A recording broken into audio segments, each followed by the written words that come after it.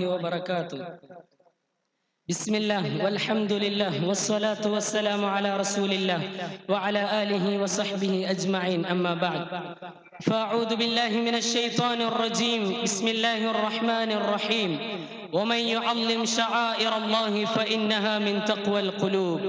صدر محترم، حضرات کرام، اساتذہ کرام اور میرے ہم نشین ساتھیوں، آج اس مبارک محفل میں میرے موضوع سخن ہے شعائر اسلام.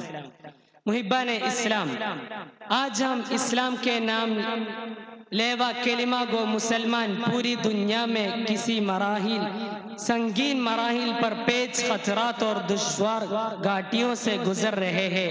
وہ ہم میں سے کسی فرد و بشر پر مخفی نہیں. کبھی ظلم و استبداد کی چکی میں ڈال کر ہمیں آزمایا جا رہا ہے، تو کبھی بائی بائی کے درمیان نفرت و عداوت کے شعلے بھڑکائے جا رہا ہے. کبھی شعائر اسلام پر حملہ کر کے ہماری حمیت کو للکارا جا رہا ہے. غرض آئے دن اسلام اور مسلمانوں کے خلاف اعلانیہ اور خفیہ طور پر سازشیں کی جا رہی ہے. نت نئے مسائل کھڑے کر کے مسلمانوں کے خلاف اور شعائر اسلام کے خلاف غلط پروپیگنڈے کر کے مسلمانوں کے شیرازے بکھیرنے چاہتا ہے.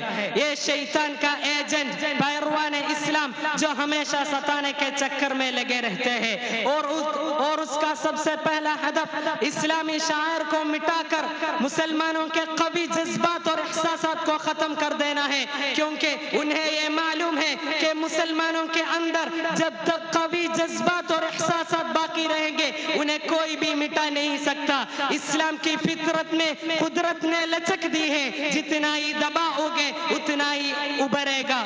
وہ مسلمان جو ہمیشہ عدل و انصاف کا پے کر رہا ہے، غریبوں اور بدحالوں کا پرسان حال رہا ہے، دہشت گردی اور فرقہ پرستی کے خلاف ہمیشہ جد و جہد کرتا رہا ہے، جد و جہد کرتا رہا ہے. آج انہیں پر فرقہ پرستی اور دہشت گردی کا الزام لگا کر انہیں جیلوں کے سلاخوں کے پیچھے ڈھکیل دیا جاتا ہے اور ان کا مساجد کو منہدم کر کے ان کی جگہ مندر تعمیر کر دی جاتی ہے. مساجد و مدارس کی تعمیر پر پابندی عائد کر کے اسے کھلواڑ کیا جاتا ہے. یہ بھی اعلان کیا جاتا ہے کہ لاؤڈ سپیکر سے جو صدائے توحید بلند ہوتی ہے اسے بند کیا جائے. یہی نہیں بلکہ یہ بھی اعلان کیا جاتا ہے کہ مسلم پرسنل لا کو ختم کیا جائے، یکساں سول کوڈ نافذ کیا جائے. شادی میں جو قوانین غیر مسلموں کے لیے وہی مسلمانوں کے لیے ہوگا. طلاق میں جو قوانین غیر مسلموں کے لیے وہی مسلمانوں کے لیے ہوگا. تدفین میں جو قوانین غیر مسلموں کے لیے وہی مسلمانوں کے لیے ہوگا. فَانْكِحُوا مَا طَابَ لَكُم مِّنَ النِّسَاءِ مَثْنَىٰ وَثُلَاثَ وَرُبَاعَ کے ذریعے قرآن نے جو ہمیں 4 شادیوں کا اجازت دی ہے اسے بند کیا جائے. شہدائیان اسلام یہ ایک طرف ہے، دوسری طرف شان رسالت میں گستاخیاں کی جا رہے ہیں، جبکہ غیروں نے بھی ان مبارک ہستی کی جامعیت و تقدس کی اعتراف کیا ہے.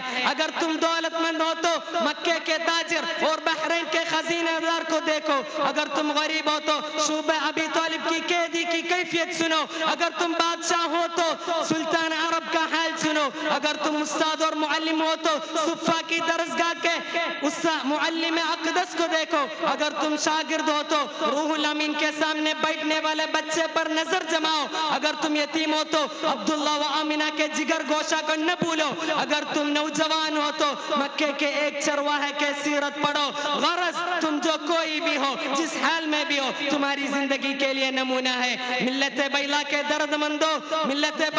درد مندو سنو، یہی وہی شاعر اسلام جن کے خاطر بلال حبشی رضی اللہ عنہ کو تبتی ہوئی ریت پر لٹائے گئے، حضرت سمیہ رضی اللہ عنہ کو شرمناک طریقے پر شہید کیا گئے، ہزاروں صحابہ نے جام شہادت نوش کیے، امام ابو حنیفہ کا جنازے جیل سے اٹھائے گئے، امام احمد بن حنبل کو پشت پر کوڑے لگائے گئے، امام محمود الحسن دیوبندی کو، شیخ الہند محمود الحسن دیوبندی کو کالا پانی کی سزائیں دی گئی، رشید احمد گنگوئی کو جیلوں کی سلاخوں کے پیچھے ڈھکیل دیا گیا. غرض یہ کہ حضور صلی اللہ علیہ وسلم سے لے کر صحابہ تک، صحابہ سے لے کر تابعین تک، تابعین سے لے کر تبع تابعین تک، تبع تابعین سے لے کر موجودہ دور کے علماء اور صلحاء تک ہر ایک نے شاعر اسلام پر حملے کرنے والوں سے مقابلہ کیا ہے. اسی لیے اچھی طرح یاد رکھو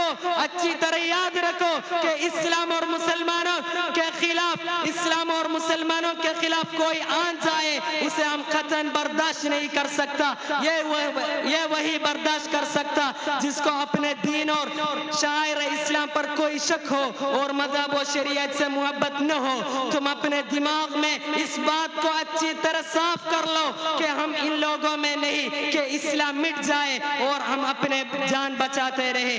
شعر کا ایک دن کیرڑ کا 100 سال سے بہتر ہے. شاعر نے کیا خوب کہا، کھلونا سمجھ کر نہ برباد کرنا کہ ہم بھی کسی کے بنائے ہوئے ہیں. اسی لیے اللہ تعالی ہمیں ان کی دین کی حفاظت کرنے کی توفیق عطا فرمائے. وآخر دعوتی ان الحمد للہ رب العالمین والسلام علیکم ورحمۃ